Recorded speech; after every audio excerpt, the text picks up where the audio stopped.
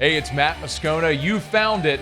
It's AFR LSU, your home for daily content on your favorite team, Fighting Tigers of LSU. And we're proud to be presented by BetUS, where this football season, get a 150% bonus on your first deposit and a 125% bonus on your next two deposits up to $2,000. Be sure to use the promo code YouTube150. Now, enjoy the video.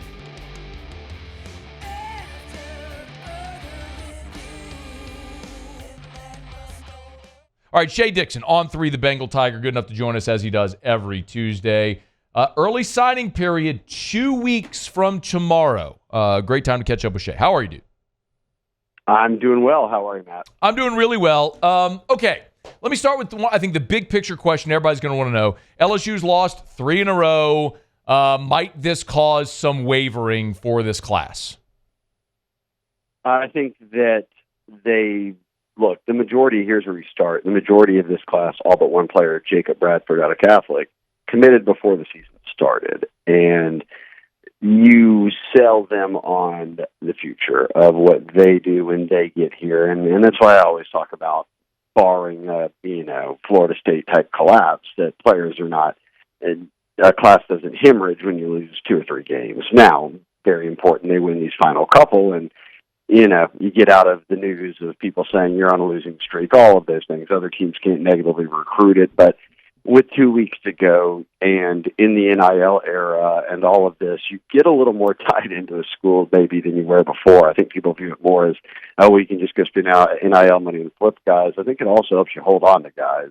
And I would say that we're monitoring Underwood and Pickett and all these guys, but if there's defections in this class, and Brian Kelly talked about this, I think it was on Feinbaum yesterday, he said it's natural. And look, I'd expect Devin Harper was expected. He just happened to announce it right after the game against Florida this past weekend, but that had been one that had already been in the books for a week prior, and Ole Miss made a big NIL push, and that, as we move towards rev share and teams kind of balancing out what they'll have and where it goes, if you're coming in the 11th hour and tripling up somebody's NIL offerings or package or however you want to describe it, there's not much a team that's organized everything out it can do in that spot. And then outside of that, I'd say, look, Mike Tyler's a tight end they have committed. They have a tight end in J.D. LaFleur, David LaFleur's son out of Salford, but Mike Tyler's from Columbia. And the Gamecocks have been going after him pretty hard in the past couple of months. So he could be one that you just say, I'm not shocked he stays home. And then Derek Meadows will visit here at the end of the season for that Oklahoma game. But he's visited Michigan, Notre Dame. He plays at Bishop Gorman. That's in Nevada, but he's from Michigan. He left Michigan to go play high school football at Gorman. So not a shock that he's looking at schools like Michigan and Notre Dame, who are back closer to home. The big shock was that he committed here in the first place. Everybody thought he was going to Notre Dame. So we'll see how those unfold. But by and large, and I've talked to most of these kids or their parents, I feel pretty good about how this final couple of weeks will go. We'll get right back to the video. My pleasure again to remind you about BetUS, our great partner all season long here on AFR LSU. Remember, use that promo code YouTube150 and you get a 150% bonus on your first deposit, 125% on your next two deposits, up to $2,000. LSU and Vandy this week. Let's go ahead and lock in our bet. So you go to the BetUS Sportsbook, hit football, you'll see the drop down. We're going to select college football tab there on the left. We're going to go find the LSU game against Vanderbilt. We know that it's a night game, so it's going to be way, way, way down at the bottom to see the Tigers and the Commodores from Tiger Stadium. We know that the line opened with LSU at -9. It's at 8 now, as you could see. Some money coming in on Vanderbilt, and that is a stinky line if I've ever seen one. They are begging for action on the Commodores with LSU having lost 3 straight, but I took that bait a couple weeks ago with Vanderbilt when they were at home and they were a big dog against South Carolina. I said, why is everybody bailing on Vanderbilt? Jumped on the Commodores, they got walloped. Fool me once, shame on you. Fool me twice, shame on me. It's going to be unpopular, but LSU laying the 8 at home should get it done. Bet $25. It'll ask me to confirm. We are locked in right there for LSU laying the 8 at home against the Vanderbilt Commodores. Agree, disagree? You can make your own bet at BetUS. Get a 150% bonus on your first deposit, 125% on your next 2 deposits, up to $2,000 when you use the promo code YouTube150. Now, back to the video. One quick follow-up on Devin Harper. You said that was expected. It was just the timing with right after the Florida loss. How big of a loss is that in this LSU class when you look at offensive line? Might they be looking to replace him with another lineman? Definitely. And look, they're still pushing for Solomon Thomas, one of the top offensive linemen in America. He's been committed to FSU, and he's been firm. He's been one of the kids in that class.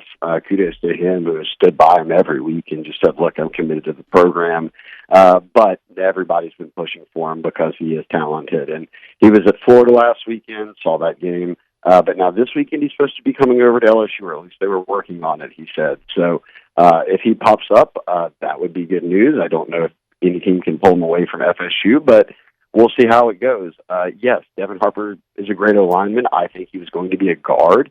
He's having a nice senior year, so you want that because you need depth there, you need help there. But the good news is Carius Kern, who I think will finish as a 5-star with us. He's ranked number 29 in the country right now, and we'll have 32 5-stars by the end of it. We kind of expand as we go on. So once you get a 5th star, you're pretty unlikely to lose it, and people aren't jumping back and forth between 5-star and 4-star.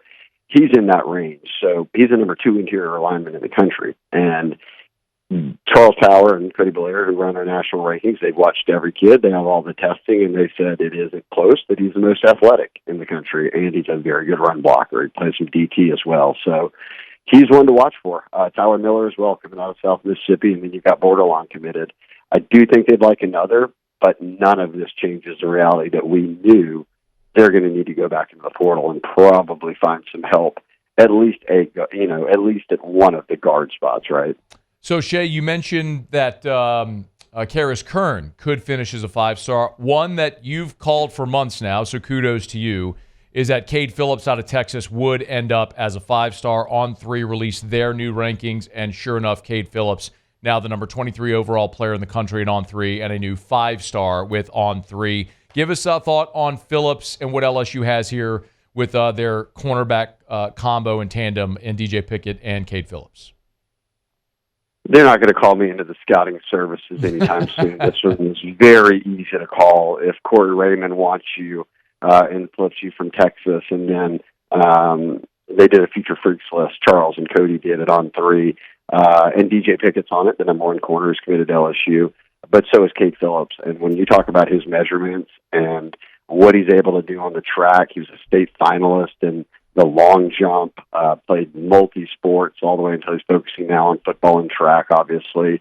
It's everything that he would build in a lab of who you need to come help rebuild this program. And he's playing at a high level over at Hightower in Texas. And I was like, hey, look, it's pretty evident that if Corey circled 3 kids, this kid's probably not the 23rd best corner in the country. He's going to end up being way higher than that. And sure enough, he got his 5th star. So 2 5-star Corey. This is why you bring Corey Raymond back, right? All of that buzz back in January of is he washed? Does he still have it? The entire defensive staff appears to have at least brought along this defense further than they were last year. Without a lot of the draft picks that were on last year's team, and without Perkins and Guillory and all those guys, and you've got 2 5-stars, the number 1 and 4 corners, and you've got the number 1 corner in Louisiana and Aiden Anding out of a really good Ruston team and a Ruston defense that's so well coached. I think that this is up there with the highest state, in my opinion, and the opinion of others, that it's the best cornerback class in America.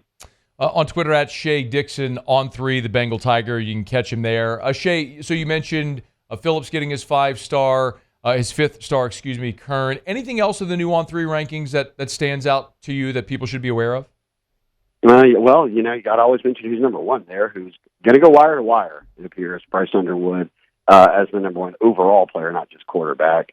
DJ Pickett still top 5 overall, number 1 corner. Harlem Berry still top 20. I believe he's the only running back who's ranked as a 5-star right now. I think he's at 17, 18, 19, something like that. But they try, I should say, Charles and Cody and the rankings team, to reflect the 32 number being that's what an NFL draft first round might look like. we know the value of NFL running backs right now. Most teams are not drafting them very high in the first round. So for Harlan to be in the top 20 speaks to his talent. He is the best running back in America and a hell of a pass catcher. So that group, you had Cade Phillips in the 20s now, and Karis Kearns 29. So I think he'll end up being a 5-star. So you could have 5 of the 32 5-stars with Jahkeem Stewart, who's also a 5-star, still out there. So class, Matt, they've recruited. I just talked about how often all year with you that I thought it was so good top to bottom. They may end up with 5 or 6 5-stars. Like, the top's really, really elite. Let me ask a follow-up on Jahkeem Stewart there. Latest, as we're here 2 weeks in a day from the early signing period? I think he's having the time of his life. He was just out at USC for that OV. Share pictures, hanging out with Juju Watkins. I think, he got the whole tour of everything that USC has to offer. And now he is back to, I think maybe Oregon. No, Ohio State is his final visit, and that's in 2 weeks, I believe. Yeah, for the Michigan game, right? Right. I don't know if he's back to Oregon this weekend or something else, but it's going to come down, in my opinion, to this grouping of LSU, obviously. LSU, USC, Oregon, Ohio State. That's the teams he gave visits to. Alabama, Georgia, none of those teams have really been in the mix at this stage. So he's going to have fun. All of these schools are going to have some confidence, but I'm going to wait till the dust settles, because I know what Frank Wilson can do in New Orleans. I know how much they put into this one, and I want to see where things are at, because his LSU official visit went very well, and you'll notice there wasn't a lot of public talk on the Jahkeem side about him and how much he experienced on the visit, what all happened, and I think that we might be in for kind of nobody knowing going into it, but LSU feeling quietly confident about what the result will be. Couple more for you, Shea. All right, here's your obligatory Bryce Underwood question, as we're 2 weeks in a day out from the early signing period. Everybody's holding their breath a little bit with all the reports of money floating around from Michigan. What's your take there on the latest with Bryce? I think they're going to do anything they can to hold on to him. This is your number one player. This is someone that's a program changer. This is a not once in a lifetime at all, or a decade even, but I think that most recruiting analysts, I know ours, think that he's the best quarterback in recent classes, and that includes Nico and other guys, and one of the best over the past decade, certainly. He can run it. He can throw it. He's 6'4". He's got every hand measurement to anything that you want, speed-wise, athleticism, he's got. He processes so well. He's the total package, and you can't let that go in the end when he's been committed this long and very clearly wants to be here. And they've done a lot of work to set this one up. So I think we're just in the stages right now, Matt, and you can add to this if you feel, because I know that you're privy, not to just recruiting and Bryce, but just how this world is working, that you've got to now have paperwork that, attorneys look over and all of these different things. I mean, remember when this all started, Nick Saban was the first one to come out and say, nobody sign anything without a third party looking at it that ain't your coach and that ain't your mom and that ain't your dad and somebody else. And obviously now a couple of years into the NIL era, that's pretty commonplace. And I think once they get past that, which they may be by now, I know it's something going on over the weekend with it, but you're kind of in those final stages. This is just where it's at. The official visit happened. It went great. You kind of iron out all the remaining details, and signing days in 2 weeks. I'd be very, very surprised at this stage if he ended up at Michigan. And if he does, it will be the most outlandish NIL number that anyone has ever heard and couldn't even have fathomed. Hey, Shea, one quick follow-up. With the early signing period and the letter of intent program going away, is a week from 2 weeks from Wednesday, is that still a formal day whereby when a player, quote unquote, signs their financial aid agreement, whatever it may be, are they bound to that school that they signed with at that point? Well, we know that you can ask out for it for a variety of reasons. Coaching changes, stuff like that. You can ask out and get granted. That's what happened with Alabama a year ago, where they signed a bunch of guys in December, Saban retires, and everyone's like, all right, well, I'm getting out of it now and going somewhere else or doing whatever.